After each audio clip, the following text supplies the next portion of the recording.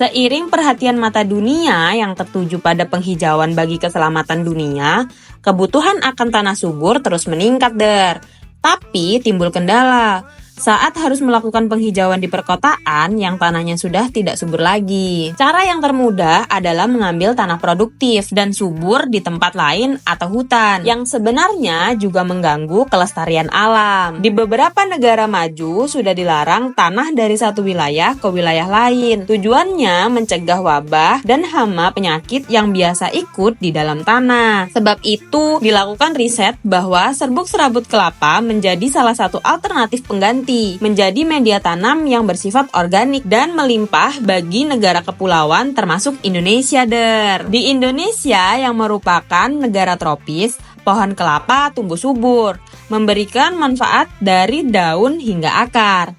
Tapi salah satu bagian pohon kelapa, yaitu serabut kelapa, masih belum dimanfaatkan secara maksimal. Padahal manfaatnya luar biasa, Serabut kelapa mempunyai potensi untuk dikembangkan selain untuk kerajinan, keset, sapu, tali, pot, dan lain-lain. Selain sebagai bahan pembuatan pupuk organik, serabut kelapa juga dapat dimanfaatkan sebagai media tanam yang mampu mengikat dan menyimpan air dengan kuat, dan drainase yang baik sesuai dengan daerah panas dan juga mengandung unsur-unsur hara esensial. Serabut kelapa dapat digunakan sebagai media tanam baik tanaman dalam pot maupun tanaman hidroponik. Serabut kelapa tersebut dapat menyalurkan nutrisi secara lebih baik saat digunakan dalam penanaman hidroponik. Serabut kelapa juga dapat dibuat kokopit.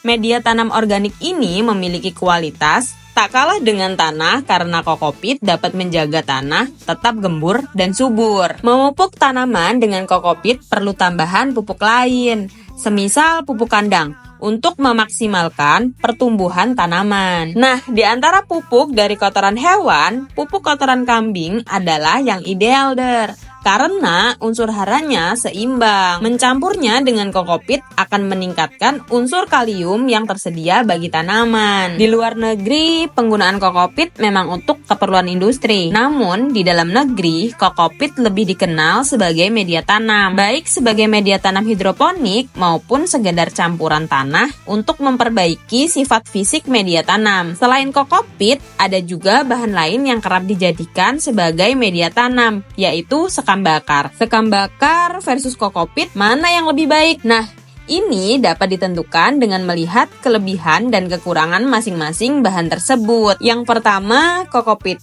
Kokopit adalah bagian halus dari serabut kelapa, termasuk bagian yang seperti spons. Oleh karena itu, bahan ini memiliki karakteristik khas, yaitu kemampuan menyerap dan menahan air yang tinggi. Sebagai media tanam, kokopit cukup baik karena air yang disimpan tersebut dapat membuat tanaman tidak mudah layu karena kurangnya air. Namun, kokopit juga memiliki kekurangan, yaitu kemampuan aerasinya yang kurang baik. Aerasi adalah sifat media tanam yang memungkinkan udara dapat bergerak dengan bebas di dalam pori-pori media. Pada kokopit, sebagian besar pori-porinya telah terisi air karena kemampuan penyerapan airnya yang tinggi. Akibatnya, ruang yang tersedia untuk udara pun hanya sedikit, sehingga membuat perakaran tanaman tidak dapat bernapas dengan maksimal. Yang kedua, sekam bakar. Sekam bakar tidak memiliki kemampuan penyerapan air sebaik kokopit. Ini karena sekam bakar tidak memiliki bagian seperti spons yang dimiliki oleh kokopit. Akibatnya, media sekam bakar cenderung lebih cepat kering dibandingkan kokopit. Atas alasan inilah,